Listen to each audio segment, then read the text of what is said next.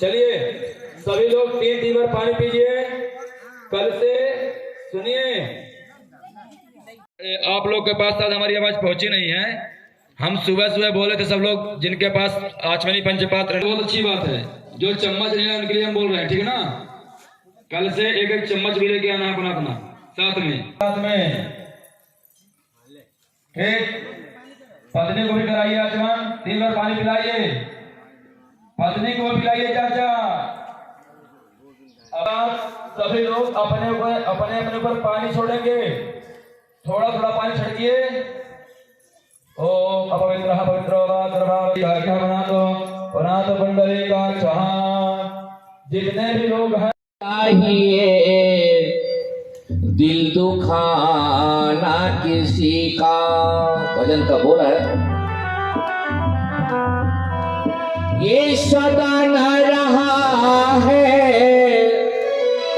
सदा न रहेंगे, और जमाना किसी का नहीं चाहिए दिल दुखाना किसी का, नहीं चाहिए दिल दुखाना किसी का। सदा न रहा है, सदा न रहेगा, सदा न रहा है, जमाना किसी का नहीं चाहिए दिल दुखाना, हरिओ नहीं चाहिए दिल दुखाना किसी का। सदा न रहा है, सदा न रहेगा, सदा न रहा है, सदा न रहेंगे, अरे जमाना किसी का नहीं चाहिए दिल दुखाना किसी का, नहीं चाहिए दिल दुखाना किसी का। सदा न रहा है, सदा न रहेगा, सदा न रहा है, जमाना किसी का नहीं चाहिए हरिओ नहीं चाहिए दिल दुखाना किसी का। राधे, ताली बजाएंगे सभी लोग।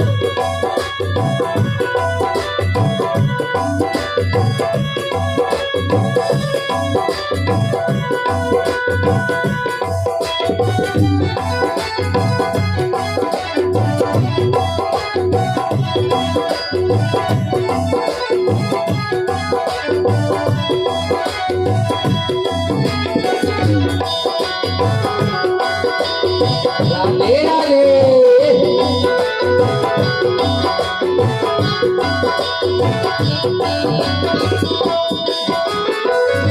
आएगा बुलावा तो जाना पड़ेगा, सर तुझको आखिर झुकाना पड़ेगा।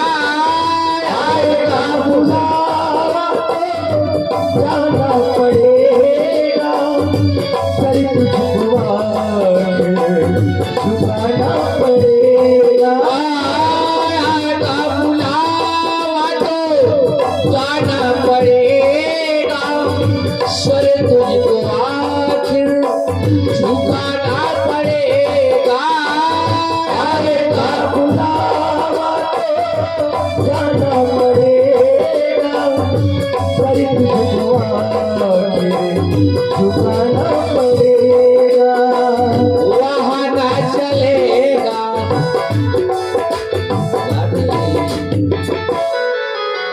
अभी तो सब कह रहे हैं कि हमारे पास टाइम नहीं है, हमको बैल चराना है, घर बनाना है, हमारे घर में कोई नहीं है, बागवानी का काम करना है। आज समय किसी को नहीं मिल रहा है, लेकिन संत कवि कहते हैं जब जिस दिन बुलाया आएगा कोई बहाना जाना पड़ेगा। चलो, ऐसा कह ही नहीं सकता कि अभी मैं बड़े वाला बेटा का विवाह करना बाकी तो छोड़ दीजिए। वहाँ ना चलेगा, वहाँ ना चलेंगे, किसी का नहीं चाहिए, दिल दुखाना किसी का नहीं चाहिए, दिल दुखाना किसी का। वहाँ ना चलेगा, वहाँ ना चलेगा, वहाँ ना चलेगा, वहाँ ना किसी का नहीं चाहिए, दिल दुखाना हरिओ नहीं चाहिए, दिल दुखाना राधे।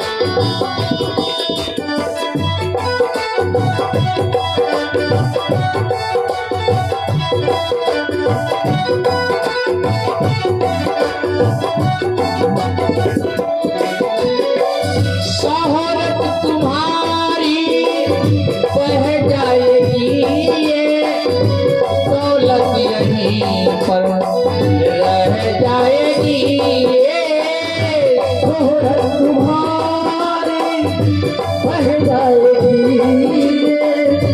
दौलत यहीं पर रह जाएगी। शोहरत तुम्हारी बह जाएगी, ये दौलत यहीं पर रह जाएगी, ये शोहरत तुम्हारी बह जाएगी,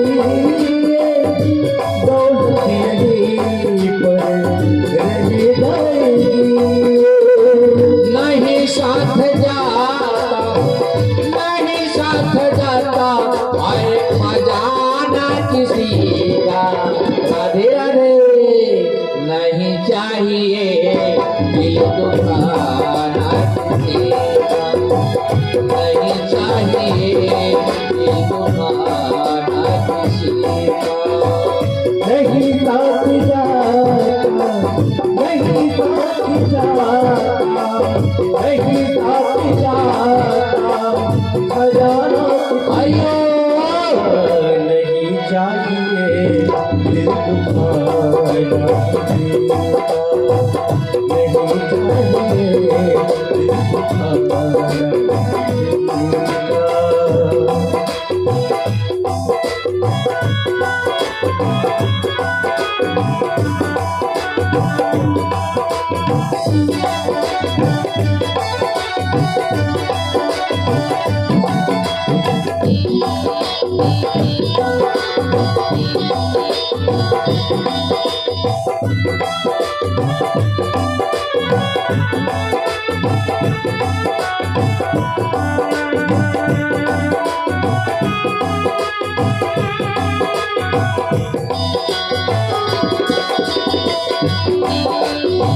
राधे।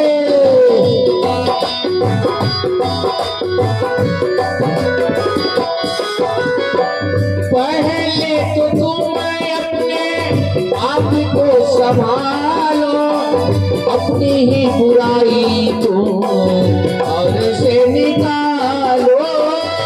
पहले तो तुम अपने आप को संभालो, हक नहीं तुझको बुराई औरों की निकालो। बुरा है बुरा जग में, बुरा है बुरा जग में, बताना किसी का नहीं चाहिए, दिल दुखाना किसी का नहीं चाहिए, दिल दुखाना किसी का। बुरा है बुरा बुरा है बुरा जग में, बताना किसी का नहीं दिल दुखाना नहीं चाहिए, दिल दुखाना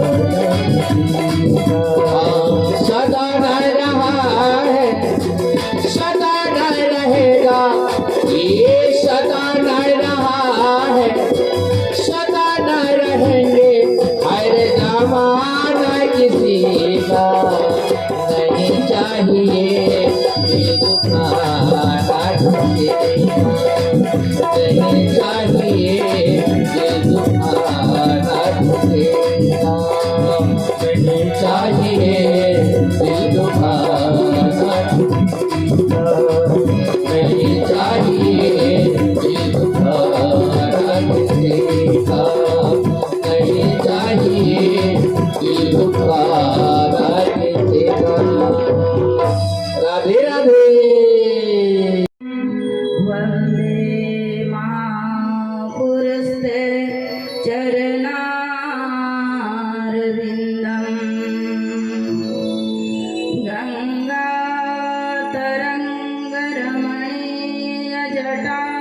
गङ्गातरङ्गरमणीयजटाकलाप गौरी निरन्तर विभूषितवाङ्गभागम् नारायण प्रिय मननमदापहारम् वाराणसीं कुलपतिं भज विश्वनाथम्। वस्तु नहीं है, धन से सत्संग की तुलना नहीं किया जा सकता है, क्योंकि सत्संग एक ऐसे वस्तु है, इसका मूल्य कोई नहीं चुका सकता।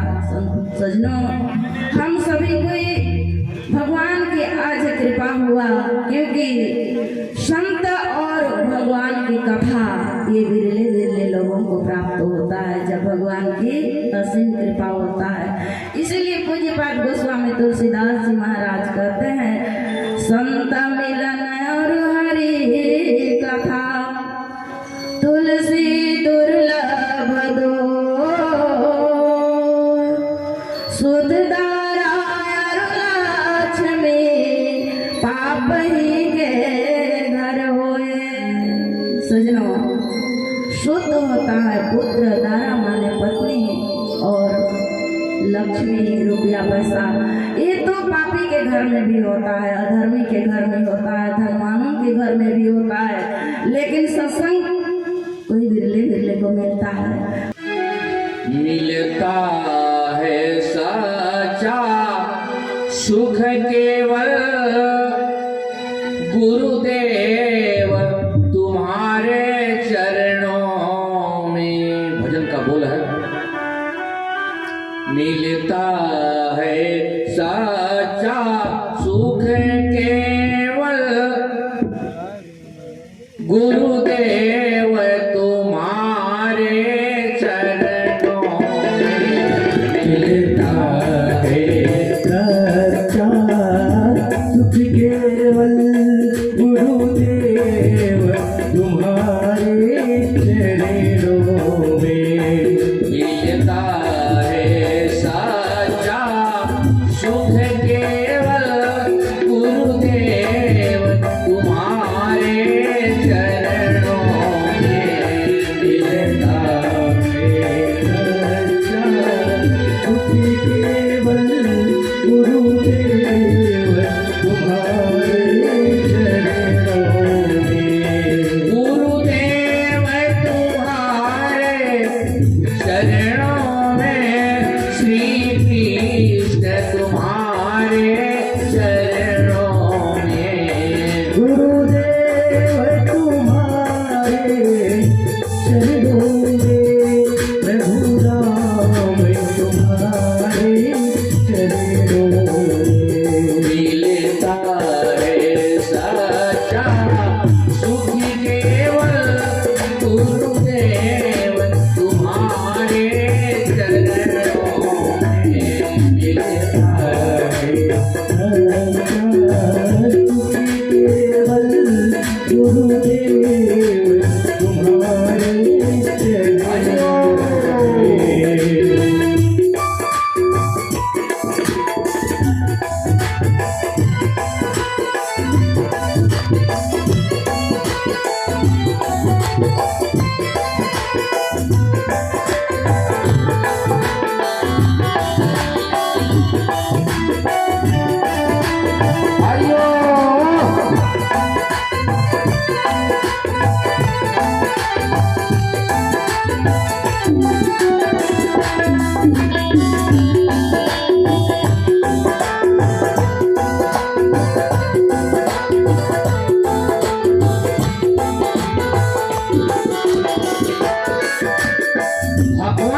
भक्त कहता है,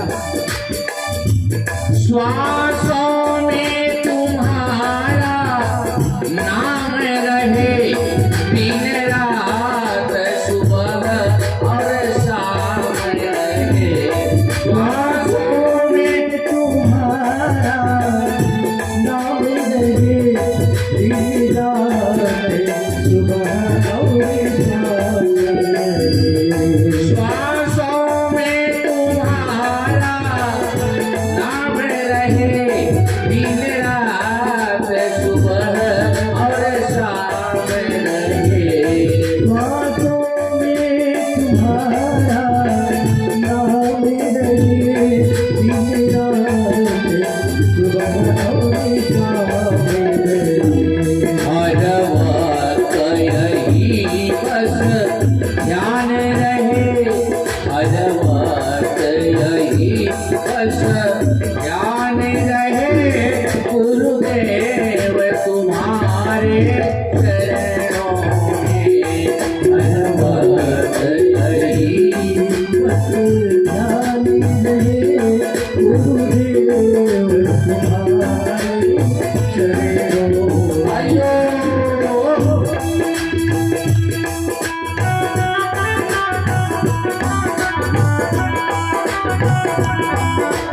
राधे।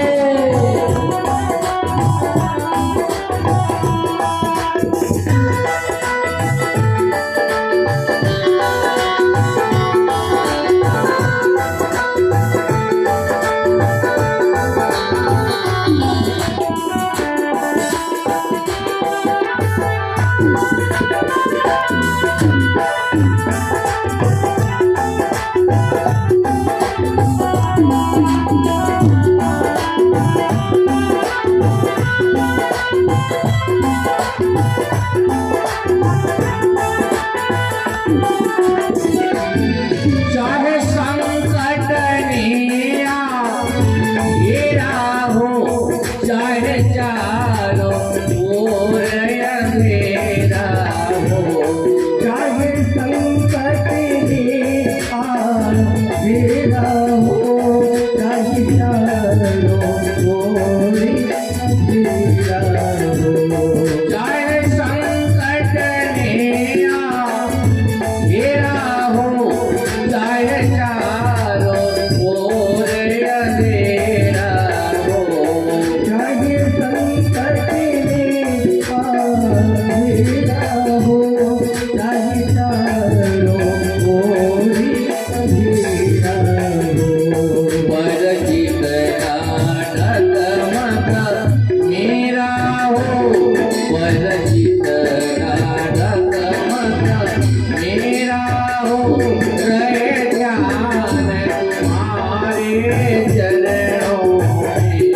पर जितना मेरा हो, रहे ध्यान तुम्हारे चरणों में। आयो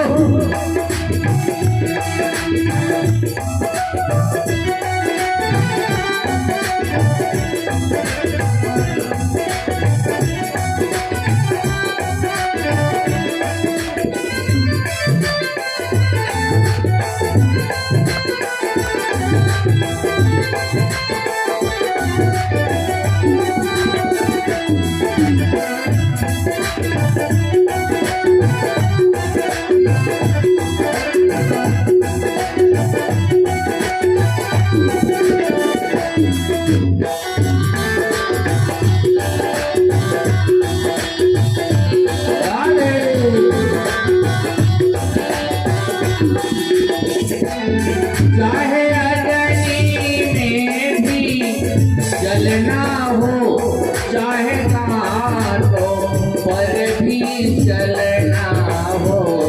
चाहे अग्नि में भी जलना हो, चाहे कांटों पर भी जलना हो। चाहे अग्नि में भी जलना हो, चाहे कांटों पर भी चलना हो। चाहे अग्नि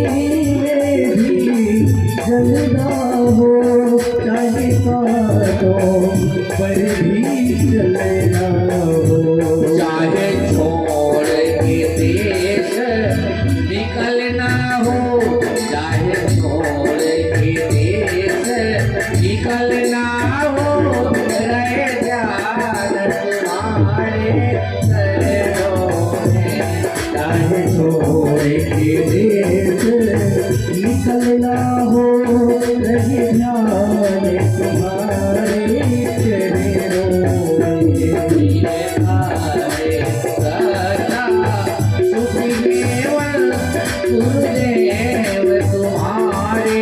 चरणों में गुरुदेव तुम्हारे चरणों में।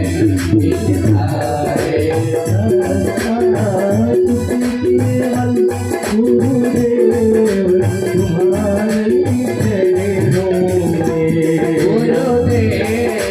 तुम्हारे चरणों में, गुरुदेव तुम्हारे चरणों में। गुरुदेव तुम्हारे चरणों में, गुरुदेव तुम्हारे चरणों में। मिलता है सदा मुझे केवल गुरुदेव तुम्हारे चरणों में। मिलता है केवल गुरुदेव तुम्हारे चरणों में। गुरुदेव तुम्हारे चरणों में, गुरुदेव तुम्हारे चरणों में। गुरुदेव तुम्हारे चरणों में, गुरुदेव तुम्हारे चरणों में। बोलिए श्रीमद् भागवत महापुराण की। कुछ लोग बैठने में जैसे असमर्थ होंगे। उस नैमिषारण्य पावन तीर्थ पर 88,000 ऋषि मुनि जैसे आप लोग बैठे हैं वैसे बैठे हुए थे। सूत जी सुंदर व्यासपीठ पर विराजमान है।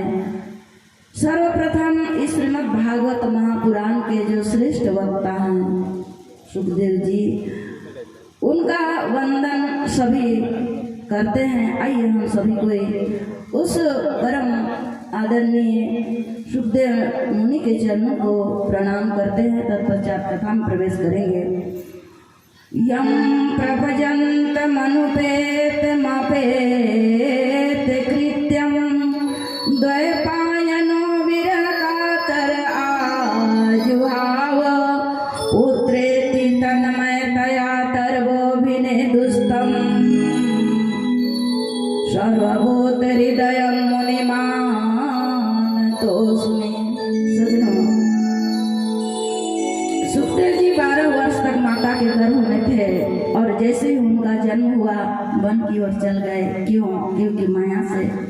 क्योंकि माया से भयभीत है सुखदेव जी, और वो सोचते हैं कि संसार में रहूंगा तो मुझे माया व्याप्त देगी और हम भगवान का चिंतन नहीं कर पाएंगे।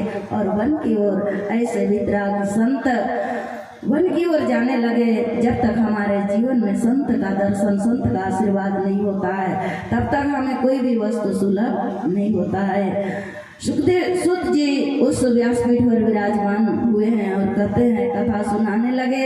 88,000 ऋषि मुनियों को एक समय की बात है जब इस धराधाम में नारद जी पावन लोक समझकर यात्रा करने के लिए यहाँ पर आते हैं, भ्रमण करने के लिए आते हैं। तो एक जगह उनके साथ सनकादिक ऋषियों का मुलाकात हो जाता है और नारद जी बड़ा दुखी हैं। नारद जी इस पूरे भूमंडल का यात्रा किए, परंतु नारद जी को कहीं शांति और सुख नहीं मिला। क्यों? क्योंकि कली के प्रभाव से। तब सनकादिक मुनि ने कहा, हे ऋषियों, आप इस प्रकार से, आप तो संत हैं, आप क्यों दुखी हैं? संत का दुखी होना बड़ा ही दुखदायी होता है। कहने लगे सनकादिक मुनि, कथम ब्रह्म दीन मुख उदासीन्तो तुरा भवान त्वरितं गम्यते कुत्र कुताश्च गमनं तव इदानीं शून्यचित्तेषु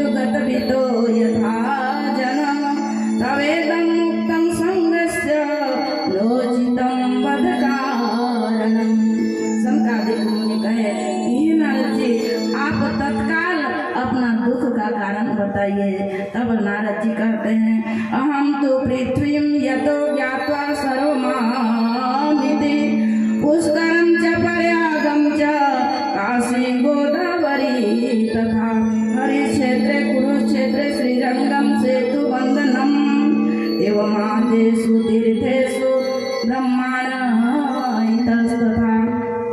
तब नारद जी कहने लगे हे सनकादिक ऋषियों, मैंने इस पृथ्वी लोक को पावन लोक समझकर मैं यात्रा करने तीर्थ करने के लिए आया, लेकिन मुझे कहीं शांति नहीं मिला। मैं गृहस्थों के घर में गया तो वहाँ पति पत्नी में लड़ाई हो, सभी लोग फंसे हुए हैं लड़ाई झगड़ा में, बेटों बेटों में लड़ाई हो रहा है। किसी के घर में दो भाई हैं तो एक डिसमिल जमीन के लिए एक दूसरे का प्राण तक ले रहे हैं। ऐसा लड़ाई मैं गृहस्थों के घर में भी देखा। मैं जब तीर्थों में गया, तीर्थों का जो सार तत्व था वहाँ वे भी तीर्थ छोड़कर अन्य गंतव्य स्थान में चले गए। वहाँ उस तीर्थों में तो पाप का निवास है, पापी लोग वहाँ निवास करते हैं। साधु संतों के कुटिया में भी गया तो वहाँ कोई मुझे योगी नहीं मिले, ना कोई संत नहीं मिले। वहाँ तो इस प्रकार से नारद जी सनकादिक ऋषियों को कहने लगे और कहते हैं इस संसार में ना सत्य है, ना तप है, ना दया है, ना दान है, ना पवित्रता है, सब समाप्त हो गया। सत्यम नास्ति तप शौचम दान दानम न विद्यते उदरभरिणो जीवा वर्काकुट भासिना। किसी का मन में सत्संग जाने का नहीं है, कोई मंदिर नहीं जाते हैं, कोई तीर्थ नहीं जाते हैं, केवल पेट भरने के लिए वह कठिन परिश्रम करते हैं और खाते हैं और सो जाते हैं, बस इतना ही है। इस दुनिया में सभी पुण्य समाप्त हो गया, इसलिए मैं दुखी हूँ। और ऐसा दुखी देखते देखते जब मैं यमुना के तट में गया वृंदावन में तो वहाँ मैं एक विचित्र दृश्य देखा। वहाँ एक युवती नारी के अगल बगल में दो वृद्ध सोए हुए थे और वह स्त्री को हजारों दासियां सेवा कर रहे थे, परंतु वह स्त्री रो रही थी। बोलिए भक्त और भगवान की जय। जब उनके पास हजारों दास दासी सेवा कर रहे हैं फिर भी से वह रो रही थी, तो मैं उसी मार्ग पर आगे बढ़ा तो वह स्त्री मुझे देख कर रोका। भो भो साधु क्षणम तिष्ठम मनिश्चिंतामपि संशय दर्शनम तालोकस्य सर्वथा भगरम परम।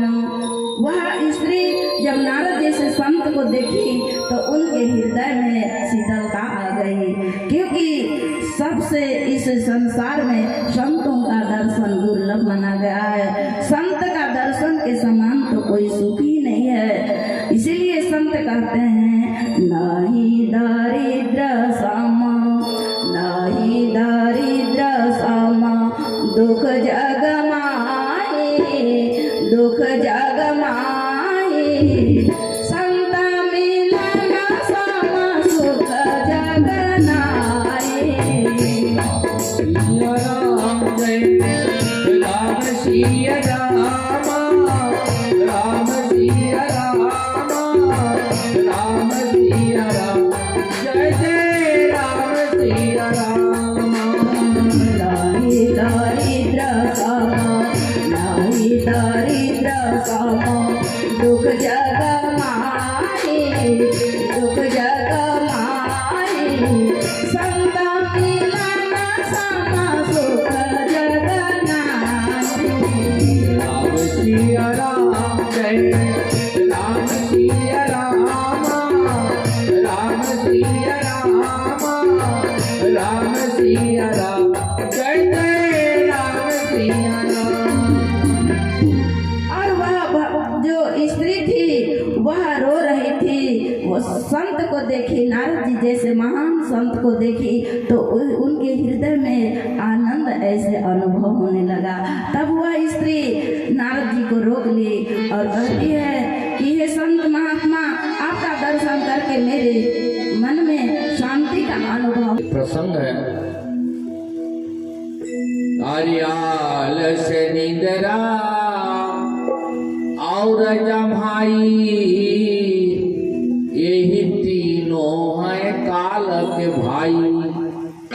कितने लोग काल को भाई बनाना चाहते हैं? हाथ खड़ा कीजिए।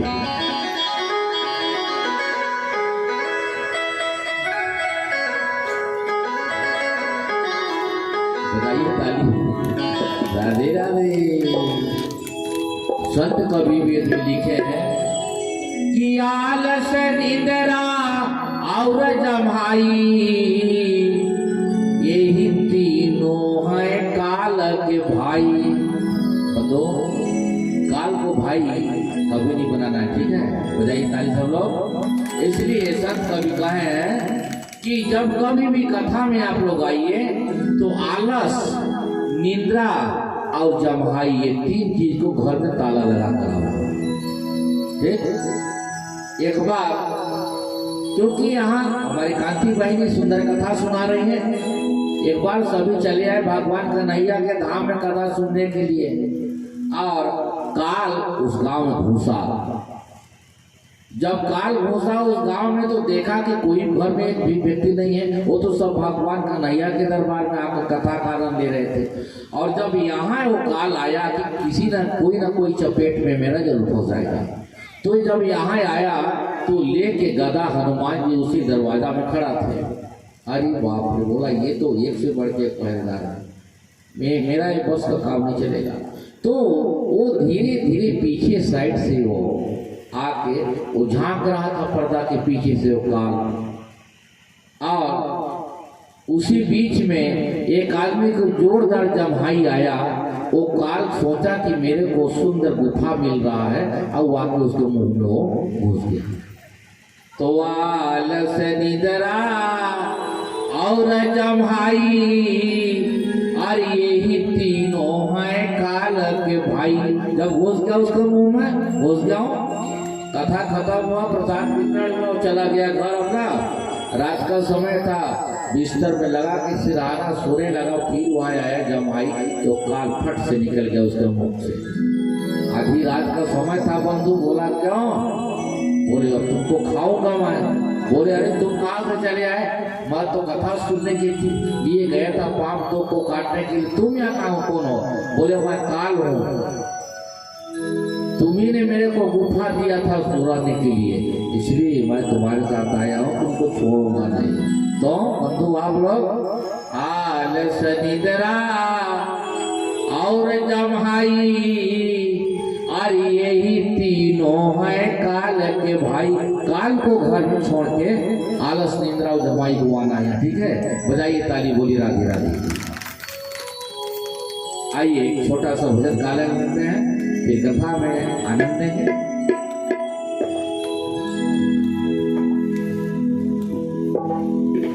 श्री राधे जय मां, हरिओम।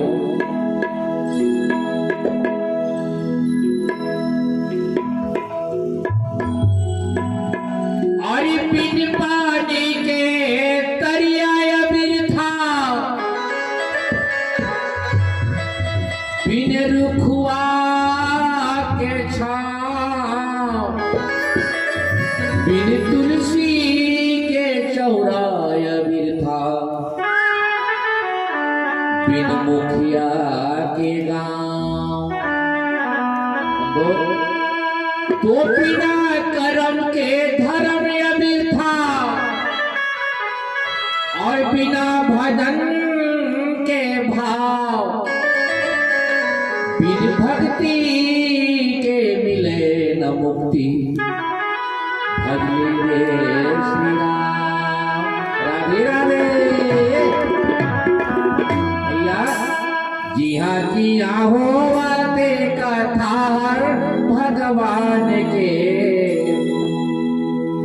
अरे जी हाँ होते हैं कथा भगवान के। ये मोर भाई पहली विराजे हनुमान, ये मोर भक्तों पहली विराजे हनुमान। जी हाँ होत है कथा भगवान के। जी हाँ होत है कथा भगवान के। ये मोर भाई पहली विराजे हनुमान, ये मोर भक्तों पहली विराजे हनुमान।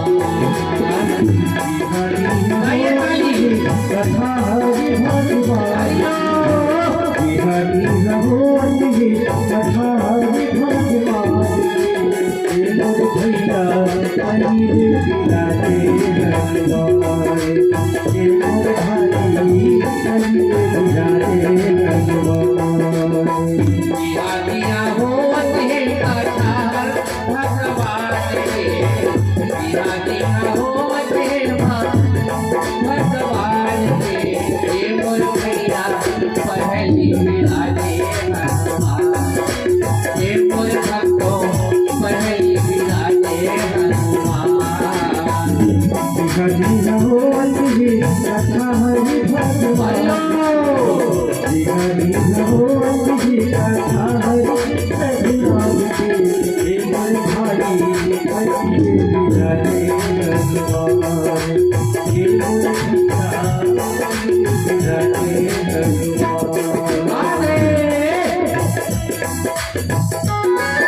गाड़ी तो वही नहीं बजाएगा जिनके पास हाथ नहीं होगा, और जिनके पास हाथ होगा भगवान दिए होंगे वो बजाएगा।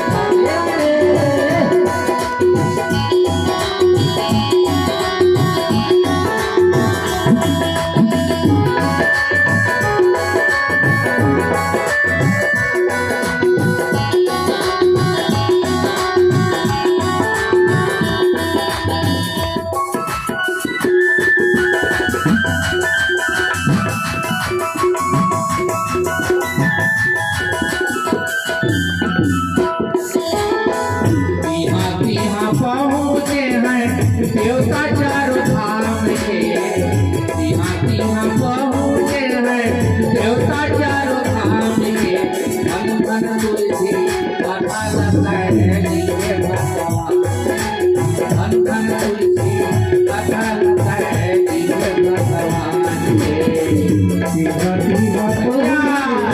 देवता चारों धाम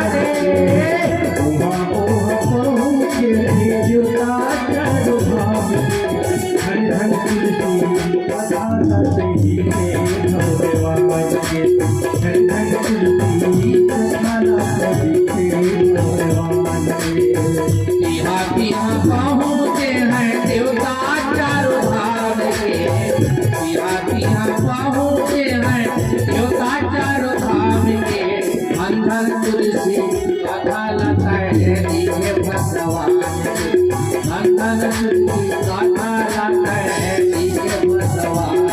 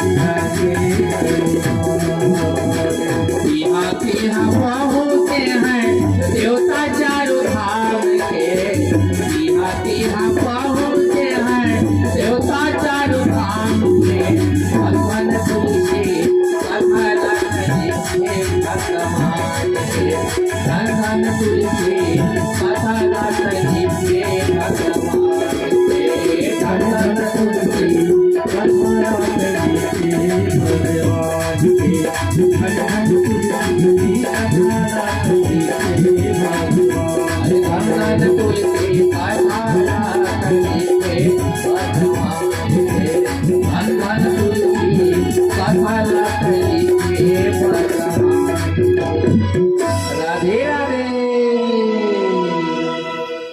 श्री राधे खत में फूल नहीं मेरा दिल है फूल तुम्हें भेजाऊं खत में।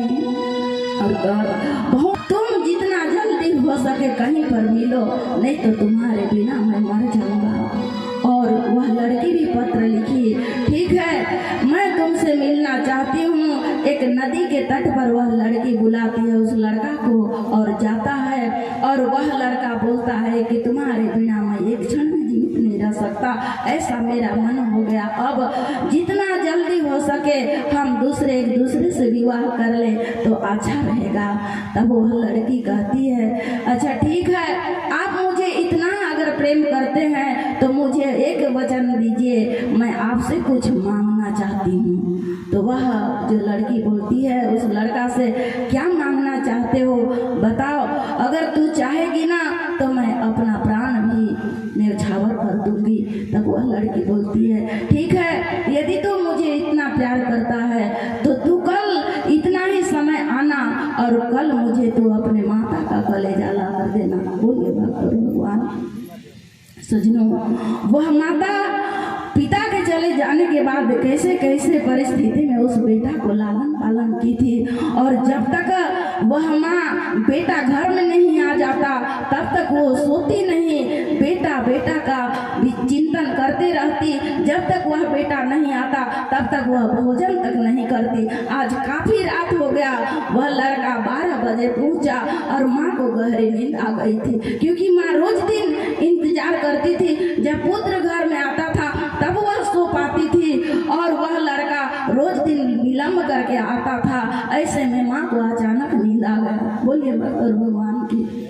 सजनों, माँ गहरे नींद में सोई है आज, और वे एक तेज चाकू निकाला वह लड़का और माता का पेट को फाड़ दिया, और एक प्लेट में माता का कलेजा को वह रख लिया। और जब माता का कलेजा को हाथ में रखा उस प्लेट में तो कांपने लगा, और कांपते कांपते वह प्लेट नीचे गिरा। तो वह छन करके वह स्टील का बर्तन था बजा। तो वह माँ बोलती है कि बेटा तुझे कहीं पर उस चाकू से चोट तो नहीं आया बेटा, कहीं पर तेरे हाथ में कोई किसी प्रकार से चोट तो नहीं आया। बताइए माँ उस बेटा इतना कर्म करने के बाद भी माँ का हृदय सोचो, माँ कैसे होते हैं, पिता कैसे हैं होते हैं। पिता हमारे लिए छत है, आसमान है। अगर पिता नहीं है तो हमारा रक्षा, हमारा लालन पालन, हमारा पोषण, हमारा स्वाभिमान कैसे जगेगा। माता पिता जिनके होते हैं वो स्वाभिमान के साथ अपना जीवन जीता है। और आज वह लड़का उस कलेजा को लेकर लड़की के सामने गया उस नदी के तट में, और वह बहुत ही प्रसन्न हो रहा है। आज तो वह मेरे वश में और मेरे घर में आ जाएगी, ऐसा विचार करके वो लड़की के सामने मिलने के लिए गया सजनों। और वह लड़की को दिखाया कि देखो प्रिय, मैं तो मेरा प्राण भी दे सकता हूँ, लेकिन तुमने कहा था कि तुम्हारे माँ का कलेजा का टुकड़ा ला कर देना, और आज मैं एक साफी से उस कलेजा को ढक कर लिया था।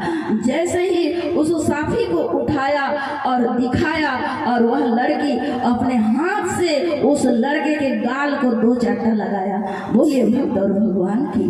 मूर्ख कहेंगे, तू बोलता है कि मैं तुम्हारे लिए प्राण भी दे सकता, जब तू अपने माँ को तू नहीं समझा तो मेरा क्या लालन पालन करेगा। बोलिए भक्त और भगवान की। सजनों, इस प्रकार से आज का सत्संग, माता पिता हमारे लिए तीर्थ के समान होते हैं। माता पिता के चरणों में 4 धाम है। आजा आजा यही मुक्ति का धाम है। हमको तीर्थ व्रत करने से क्या फायदा है? माता पिता के चरणों में चारों धाम निवास करता है। सजनों, आज धुंधकारी अपने पिता को इतना पिटाई किया और वह बिलख बिलख कर रोने लगे, परंतु उनका एक बेटा था गोकर्ण, बड़ा ही वह माता पिता का वो सेवा करने ऐसा उनका स्वभाव था। और पिताजी को समझाने लगे, कहने लगे, देहम स्थित मास रुधिरे भिन्नतम त्यजतम जया सुतादिशु सदा ममता विमुंच। पिताजी, इस दुनिया में कोई नहीं है अपना, केवल और केवल परम पिता परमात्मा है। क्योंकि शंकर भगवान माँ भवानी को समझाते हुए कहते हैं, उमा कहूँ मैं अनुभव अपना और सत हरि भजन जगत सब सपना। इस संसार सब कुछ देख रहे हैं, इस स्वप्न की दृष्टि में है, आज है कल नहीं रहेंगे, परंतु परम पिता परमात्मा आज है कल भी रहेंगे और आने वाले समय में भी वह परम पिता परमात्मा हमारा साथ देंगे, इसलिए आप उनका ध्यान करिए। इस प्रकार से जब गोकर्ण जी उनको उपदेश दिए, तब आत्मदेव अपने पुत्र का बात मानकर वे बद्री विशाल धाम में चले गए और दसम स्कंद का पाठ करने लगे। श्रीमद् भागवत महापुराण में 12 स्कंद है, 365 अध्याय है। दसम स्कंद का पाठ किए और भगवान श्री कृष्ण उनको दर्शन दिए और उन्हीं के चरणों में अपना जीवन समर्पित कर दिए। बोलिए भक्त और भगवान की। अब घर में कौन बचे हैं? धुंधकारी बचा है और उनकी माँ। अब इधर धीरे धीरे कुछ भी नहीं है, तो वे सोचा कि मैं माँ से कुछ ना कुछ धन मांगता हूँ, क्योंकि वे जुएड़ी था, नशापति करने वाला उनका जिंदगी अटपटा था, उनको शराब पीने का इच्छा हुआ, माँ से पैसा मांगा। आज रात में उन्होंने पैसा मांगा, माँ के पास तो कुछ था ही नहीं और वह माँ को उल्टा सीधा गाली देने लगा और कहने लगा कि आज तू अगर मुझे पैसा नहीं देगी तो देख चूल्हा में लकड़ी जल रहा है, उसी लकड़ी से मार मार कर तेरा वध कर दूंगा। वह माँ कांपने लगी, भयभीत हो गई, उसके पास कुछ था ही नहीं। जब उसकी माँ पैसा देने में असमर्थ हो गई तो वह धुंधकारी जलता हुआ लकड़ी को लिया हाथ में और माता को दौड़ाने लगा मारने के लिए। बोलिए भक्त और भगवान की। अंधेरी रात था सजनों, एक कुआं में जाकर उसकी माँ गिर गई और उनकी मृत्यु। बोलिए भक्त और भगवान की। इधर धीरे धीरे माता पिता दोनों का मृत्यु हो गया। गोकर्ण जी वे भी तीर्थ यात्रा करने के लिए वे चले जाते हैं। इधर धुंधकारी स्वतंत्र घर में हो गया और 5 वेश्याओं को ले आया, 5 स्त्री को लाया और चुरा चुरा कर उस वेश्याओं के साथ भोगने लगा और रोज दिन उस स्त्रियों का कुछ ना कुछ मांग रहता है। एक दिन सभी स्त्री 5 स्त्री मन में विचार किए कि हमको सुंदर उपहार, सोना चांदी आभूषण चाहिए। और सजनों, एक स्त्री का इच्छा पूरा नहीं कर सकते हैं, सामान्य पुरुष 5-5 स्त्री का इच्छा कैसे पूरा कर सकते हैं। आज वह धुंधकारी को 5 स्त्रियों ने कहा कि हमको सुन गंगा की जय जय, यमुना की जय जय, सरस्वती तिरवेणी की जय जय, सरस्वती तिरवेणी की जय जय, रामा की जय जय, श्यामा की जय जय, रामा की जय जय, श्यामा की जय जय, दशरथ को वर चारों भैयों की जय जय, दशरथ को वर चारों भैयों की जय जय। हीरा जी प्रसाद राम नाम एक, राम नाम दो, राम नाम 3, राम नाम 4, राम नाम 5, राम नाम 6, राम नाम 7, राम नाम 8, राम नाम 9, राम नाम 98, राम नाम 99, राम नाम 100, राम नाम 1, राम नाम 2, राम नाम 3, राम नाम 4, राम नाम 5, राम नाम 6, राम नाम 7, राम नाम 8। सभी खड़े हो जाइए जो जहाँ है वहीं।